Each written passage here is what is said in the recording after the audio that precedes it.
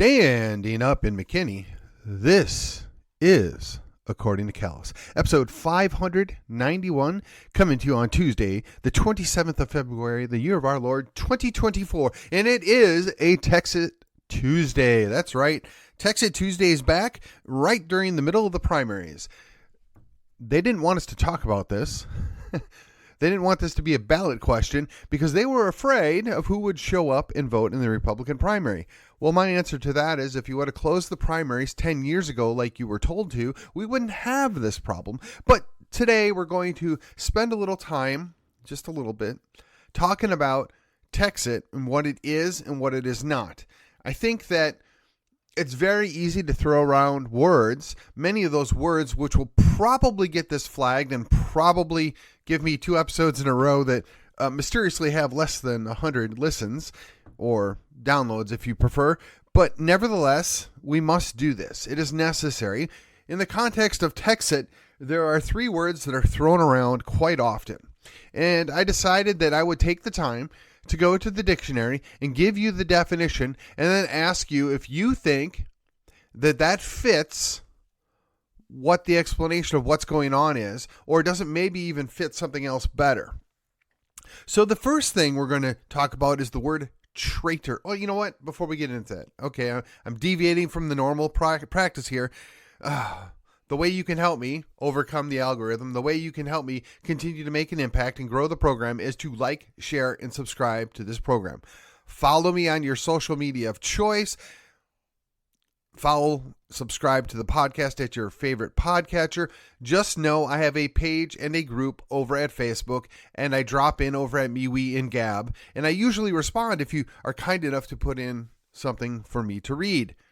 In addition, my email and phone number is readily available at my website, which is accordingtocallus.com. And you know what? Most of my stuff is still up at YouTube as well. So here we go. On with the program. All right. So when you're talking about the context of Texit, and you're talking about, let's call them people that would like to conflate terms, which is a nice way of saying they exaggerate or they lie. But we're going to be specific. Terms matter. Right? Truth matters. How you say it matters. And we want to be fair and honest in all of our dealings. So I have pulled up my Brave search engine here, and I'm going to go to the dictionaries that are readily available online. The first word I'm going to look up is traitor. Now, the reason why is because it's very easily thrown at people that you are a traitor because you support Texit. Well, let's think about this. The dictionary meaning, courtesy of Merriam-Webster, is the meaning of traitor is one who betrays another's trust or is false to an obligation or duty. Okay, that's fair enough. The Cambridge Dictionary says a person who is not loyal or stops being loyal to their own country, social class, or beliefs. Oh, okay. But in the context of which we're discussing, I don't think that that's appropriate. So let's go down to Britannica, right? The Encyclopedia Britannica, back when Britain was actually a world power, if you will. And it defines it as a person who is not loyal to his or her own country. A person who betrays a country or a group of people by helping and supporting the enemy. So you'd be called a traitor or perhaps traitoress, right? So that means that you would be capable or guilty of treason, right? That was another definition that I ran across when I was looking this up ahead of time. The reason why is I think it's very important that if we're going to use words, if we're going to make accusations, that we are open and upfront and make sure that we're using the right word that properly fits this. So because now we've got another word here, let's look up what the word treason means, because that's what a traitor is, right? Somebody that is capable of or has actually in fact done that. And treason is betrayal of allegiance towards one's own country, especially by committing hostile acts against it or aiding its enemies in committing such actions. Okay, So treason, in a sense, is you take action against your country, or you help somebody else take action against your country. So now that we know what treason is, right? And traitor is basically somebody that is committed or is capable of committing treason. So when you look at traitor and you look at treason, I don't think it would be fair to say that anybody within the realm of being pro-Texit is actually this, because we are maintaining our allegiance towards Texas. We're putting Texas first, right? So, and then we're not looking to destroy the United States. We're not looking to harm the United States, although some would say by Texas leaving, it would harm the United States. That's debatable. That's certainly up for discussion. Okay. So that being said, we're not in favor of using violence. That's an important distinction, which will come up again here later. So let's talk about sedition, because sedition is the other word that gets thrown around, right? You're a traitor or you're seditious. Well, I'm going to pull this back up here, and the word sedition means conduct or language inciting rebellion against the authority of the state or insurrection/rebellion, right? Now, that's the easy way. Let's go to Britannica here and see if it's a criminal offense against the state. Sedition may have the same ultimate effect of treason, but it's generally limited to the defense of organizing or encouraging opposition to government in a manner that would be a dangerous offense. Or I should say it falls short of the more dangerous offense. So they're looking at it as a criminal offense. Okay. Let's go here. Let's see. And the Book of English Law says it's the vaguest of all offenses. Speaking or writing words calculated to excite disaffection against the Constitution as by law established to procure alteration of it. So essentially, anytime that you want to get the Constitution changed or amended, you could be charged with sedition. So all you folks out there that are wanting to amend the Constitution, Convention of States folks, in theory, you could be charged with sedition. All the civil rights people could be, in theory, charged with sedition. So we now know that this is an incredibly vague thing, and the statute is not super helpful. But if we go to the most simplest thing, you're inciting resistance or insurrection. Okay, well, resistance really doesn't need any definition. I think that's pretty simple. You're opposed to something, right? So let's go look up insurrection. And not the crazy thing that they made up about January. We're going to focus on the dictionary definition, because it's the instance of... Let's make sure I get this correct here. 1 second. So the idea behind an insurrection is basically an open revolt against a civil authority or a constituted government. Okay. So that means we're going to have a civil authority or a lawful authority or the civil government. Okay. So let's talk about this a little bit now. So if you are working to damage your country or to allow or assist other enemies to damage or assist your country, or I'm sorry, to assist others to damage your country, excuse me, that would be following under the treason, right? That would be a treasonous act. So if we looked right now and said to ourselves, okay, who do we see that is actually working to hurt our country and is working with our enemies to damage our country, and perhaps even getting payoffs from said actors to damage our country? Do you draw any conclusions here? Now, I can tell you with some level of certainty, nobody that I know involved with TNM, that's a Texas nationalist movement, is getting payoffs from China or Ukraine. I'm just saying. So if we're going to throw around that word, perhaps we ought to focus on individuals that are known, or at least thought to be known, to be getting payola from foreign countries or actors that are actively damaging our country. So if we're going to actually use that language, rather than certain state representatives going after individuals that feel strongly about Texas independence, perhaps they should focus at other elected officials that are actively working against and damaging the country that they're supposed to be leading. I mean, I don't think I'm asking for too much here. I would really like to see that done. I would like to see some prosecutions of even former elected officials or appointed officials that have damaged and actively worked against the greater interest of these United States, especially as it affects Texas directly by some of the bad actions that have taken place. But I won't hold my breath. While we're on the topic of that, so when we're talking about sedition, right, we're talking about incitement of resistance or insurrection against a lawful authority. Well, now we have two issues, right? Are you inciting action, and is it a lawful authority? So the Constitution pretty much mandates that you have to act in a certain manner in order to be considered lawful in your actions. So if you're acting outside of those, you're being unlawful, right? So if you are not fulfilling the terms of the contract, the Constitution, you're in violation of that, so you're outside of your civil authority, outside of the constituted government constraints. So if I were to be opposing you or working against you, or in the instance of Texas nationalism, they say, well, that's all fine and dandy, we just don't want to be a part of it anymore. We want to separate ourselves from this because this is not what we signed up for. Who's the bigger enemy? Who is the bigger problem? The person that's violating the contract, the person that's not doing what they're supposed to be doing, or the person that's calling it out and saying, yeah, we're going to go our own way here?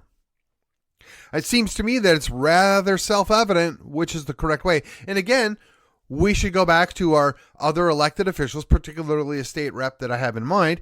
And if you're going to be throwing that term seditious at people, perhaps you ought to look at the people that are already elected or serving in government that are actively working against lawful authority, disrupting the civil government, or, I don't know, inciting people to act in resistance. Perhaps some folks that are creating quote-unquote sanctuary cities. Perhaps people that are being scofflaws. I'm just suggesting that perhaps you're pointing the finger at the wrong people here. We in the TNM, and I don't speak for the TNM, I'm just saying we, the members of TNM, we individuals that are proud to be part of TNM, we are trying to follow the legal process. We are trying to follow an established precedent whereupon one group of people choose to leave the state peacefully or separate a group of states. It's been done multiple times in history. And again, we don't want any violence. In fact, we're taking great lengths to avoid creating any violence or any animosity. That being said, when we're talking about the lawful authority or a civil government, if the government is no longer civil, meaning they're violating themselves, they've abused their power, and they're outside of their lawful bounds, is an act of resistance to it out of line? I mean, if you just look back historically, there have been many instances where groups of people or even sections of the government have told other sections of the government, no, you're not acting within your lawful authority. You are wrong here. You cannot do this. And it's gone both ways. The federal government's come in and told states or municipalities, you can't do it this way. This is the way it has to be done. Now, whether you agree with that or not, they were acting under what they felt was their constitutional understanding of the contract. Likewise, we've had many states finally wake up to the idea that just because there is a federal Supreme Court, their law does not trump certain things at the state level. State laws are governing within the state. Federal law is only effective when it's confined to the specific things that have been approved and assigned to the federal government in pursuance to the Constitution, if you will. So not all federal law is supreme. The Supremacy Act is clear about this. The Constitution is clear about the constraints that are put on the federal government. Everything else resides to the state. Resides within the state. The state has a lot of authority and they just need to use it. And some of the states are figuring that out. So let me ask you, are we then going to go and turn around and blame the states for creating problems? Well, I think not. I think, in fact, it was well known now we're going to go back in a little history lesson. Back in the 1830s, a good number of northeastern states, also known as Yankeedom, or if you perhaps prefer New England, they were unhappy with the dominant presence that the southern states had within the constitutionally designed government. They didn't get the things that they wanted, so they threatened to leave the compact. They threatened to go their own way. And the southern states, being well aware that 1, this was legal, 2, it was appropriate, and 3, it would damage the Union and it was going to have negative effects for all involved, said, you know what? We're going to negotiate a settlement here. We're going to work something out so that we can stay as part of the Union, so we can maintain this compact of states. And they did that. So they avoided the dissolution of the Union. They avoided the need for an individual state to secede and leave the Union. They were able to do that successfully because they compromised. And there were many compromises that were made along the way. Not all of them had to do with slavery, by the way. A good deal of them had to do more with economic issues not directly related to slavery. I'm not going to deny that when it came to the Civil War, that slavery wasn't one of the major factors why those states left, though I would say it was not the major factor for the North invading the South. I would just say that to be ill-prepared to discuss this puts you in a negative position. In other words, if you don't know the factors, if you don't know the history, if you don't know what the legal framework of the Constitution is, if you don't know what these words mean, and somebody just throws them around aimlessly, that scares people. It shuts them down. It diffuses dialogue. It doesn't allow for us to have an adequate discussion of what's what and what's appropriate. Now, I got to be honest with you. Excuse me. I don't see any of those coming out of the T&M side of the equation. I do see this coming out of federal supremacists. I do see this coming out of the oligarchs, for lack of a better word, that are running things, aka the establishment. I do see that they are very uncomfortable with a changing of the status quo. But let me ask you something, and this is a Daniel Miller question, right? If you knew then what you knew now, would you decide to join the Union? Would you have become part of these United States? I think that's a fair question, and I think it's only fair that we put the question on the ballot to the people of the state of Texas and say, should Texas look at becoming an independent state again? A ballot question is really nothing more than a popularity contest, or if you would prefer, a poll, and perhaps a very accurate poll based upon the voters that show up. Now, I am convinced that one of the reasons why it has not been put on the ballot is the Republican Party itself is, one, fearful of this, right? There's a large faction within the Republican Party that likes the things the way they are. They like being able to whine about what's going on in D.C. They like the position they're put in. They don't want to take on the risk or the responsibility of creating a new and independent nation. I get that. In fact, to a certain extent, I could respect that if they were just recognizing their limitations.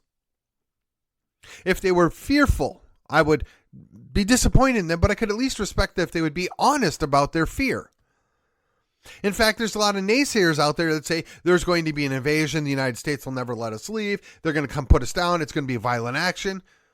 I'm like, why? Just because it happened once before when you had a tyrant in office that political future was determined and necessary by a successful prosecution of a war against the southern states doesn't mean we have that now. It doesn't mean that the Army as constructed would go along with it now. It doesn't mean that the Navy would partake. It doesn't mean the Air Force would partake.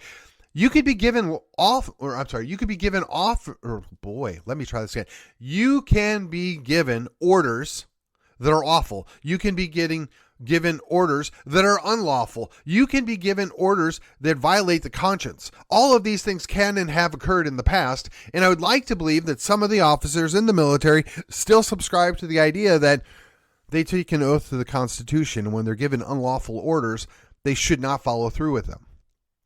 Unfortunately, with the perversion of the ranks, right, and the dissolution of good standards, we probably have a lot more officers that are just A-okay with doing whatever they're told and not questioning anything. In fact, I think there's a possibility we might have some sociopaths in charge that are perfectly fine with killing innocent people. I'm hoping I'm wrong, but it's possible. In fact, some would say it's been designed to be that way.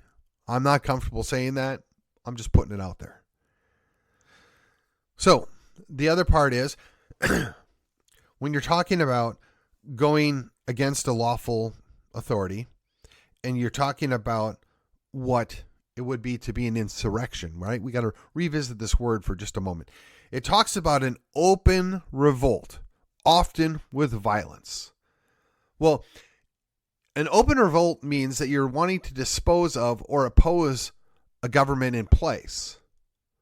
We're not wanting to do that. We're wanting to separate. We're saying you can keep all your power and authority in the confines of the national government.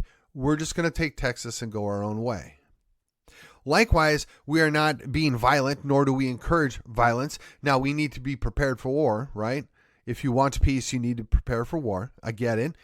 But nobody's acting on that. Nobody wants to act on that. In fact, I have counseled here many, many times that you don't want that. You don't want civil war. You don't want a violent outcome. Everybody loses. The whole idea of a civil divorce, right, a national divorce, is to let people go their own way. Even when that happens, a divorce can be amicable, right? You can separate on peaceful terms. If you look at the Czech Republic and Slovakia, they separated on peaceful terms. They're very good partners to each other as their own entities. If you look at the breakup of Hungary into smaller parts, they were very good. Now, if you want to look at Yugoslavia, that was another mess. But then consider how Yugoslavia was put together and how it was held together. Now you might understand, when you then put it in the historical context of the conquests that went on in what was formerly Yugoslavia, why it's the mess that it is. Even if you take time out and you look at the Ukraine, the country Ukraine, the Russians moved massive quantities of Russians there to bring stability and a love for Russia to Ukraine that maybe didn't exist at the time of the Soviet Union. That was a good strategy and it worked. And if you look, very much the same thing is going on right now. They're bringing in people in massive quantities to these United States who are going to be loyal to the federal government for many, many reasons. Mostly cash. Let's just be honest, mostly cash. So when you're looking at what's happening in the state of Texas, right, it's going to be harder and harder to get that separation and to maintain our own unique culture. To benefit from the Texian or even Tejano view of things, if you're disrupting that and displacing that with massive influxes of people, particularly from the coasts or other Central American countries, that's going to have deleterious or negative long-term effects on that which is Texas. So we're running out of time where we can effectively make this change. And I think the federal government and the oligarchs are well aware of this, which is why they are encouraging and indeed making it possible for these things to happen. So then again, I revisit the idea. Who is being traitorous? Who is causing damage to their country? Who is undermining civil government? Is it us? Or is it perhaps somebody else? When you're talking about the idea of sedition, could it not be said that somebody that's currently a resident in D.C. worked to support and protect those that were bringing about violence and damage to our nation in the summer of love in 2020? Yet that person has no negative consequence. So the real question is, what is the proper way to resist an uncivil government? A government that is violating their lawful constraints. Well, you do have interposition, which is a lower level of government telling the higher level of government, yeah, we're not going to play along with that. We're not going to partake in that. You are wrong. And then you have nullification. That is, a state or perhaps even a local locality telling the higher level of government, we believe you've got this wrong and we're not going to enforce it. As a matter of fact, we're going to say that law or that ruling is not relevant in our location. Now, this has happened successfully many times in the last 20 years. Just look at all the drug laws that states have nullified. Now, you can be uncomfortable with that. You can actually be supportive of keeping drugs illegal. I'm not taking a position on that one way or another. I'm merely stating that it's happened. It's happened successfully, and that's where we're at right now. The states are doing what they want. Much like the sanctuary cities. They have created a crisis, yes, but nobody's done anything about it. Not even in our home state of Texas. And then just to put the icing on the cake or the cherry on the sundae, the state of Hawaii said, yes, federal government, you have mandated certain things out of SCOTUS, but here in the state of Hawaii, we see the Hawaiian Constitution as being supreme, or at least co-equal, and we're going to make our decision based upon that, and we're going to tell you, go pound sand. We're going to do what we want here in Hawaii. And let me assure you, there's going to be nobody at the federal level that's going to do anything about it. Oh, they're going to weep and they're going to whine, but at the end of the day, they don't have an effective enforcement mechanism, and quite frankly, I suspect a good number of the people at the federal level, particularly in the alphabet agencies, want what Hawaii is going to do, which is restrictions on firearms. So it seems only to play that the state of Texas has the authority, the power, and the duty to defend the state of Texas and push back and say, well, actually, ATF, you don't have that authority here. Go away. Oh, actually, BLM, that's a Bureau of Land Management. You don't have that authority here. Go away. Hey, EPA, that's all fine and dandy, but we're not going to recognize your authority on these things that were not given to you by, one, the Constitution, or two, Congress, so go away. They could do these things right now if only we had authority in Austin that was willing to do this. And perhaps it's going to take another crisis to push us into this position. Perhaps it's going to require the next great pandemic to come along to where they try and impose lockdowns, and our governor metaphorically stands up against that and says, not no, but hell no. We're not going to do this. We're not going to play this way. We're not going to recognize your authority. We're not going along with this. We put the people of Texas above and beyond what you do in D.C., and we're going to do what's right for Texas. And if that means we're going to seal our borders, we're going to do it. And you can't stop us. And if that means we're going to protect our National Guard and not allow you to send them overseas unless there's a declared war, tough. We're not going to allow you to federalize them for other things unless there's a declared war. No, we're not going there. We are going to protect our border with our state guard and our National Guard, and they're not going to follow orders from you because they're outside of the, one, legal constraints, and two, constitutional constraints that have been put upon the federal government. And we, the state of Texas, are exerting our authority as a sovereign state to do these things as part of a union that we agreed to and is dictated by the compact, also referred to as the Constitution. And until we are willing to do that, we're going to keep losing. So those folks over at TNM, myself included, we would love to start with just the state of Texas to stand up for itself and to push back on these unconstitutional edicts, mandates, and laws and tell them to go pound sand. And once we can do that, we can start acting like the sovereign state that we are. And then once we do that, we can continue to build up the culture of independence so that at some point in the future, maybe near or far, the state of Texas really can confront the idea, do we wish to be an independent sovereign nation once again, or do we just want to stay part of the union but have what we'll call de facto independence? That we're going to assert our sovereignty over the things at the state level, and we're going to agree with the federal union on the things that we need to work together on, whether that's trade or national defense or just a contiguous border. There's lots of options here. That puts us in a very good negotiating position, which is one of the first rules of business and politics, is make sure you negotiate from a position of strength. And right now, we're not doing it, and we have all the strength. We just need to start doing it. And not get lost or afraid because people threw out a few words that scare you. And with that, this has been According to Callus, and I will see you on the other side.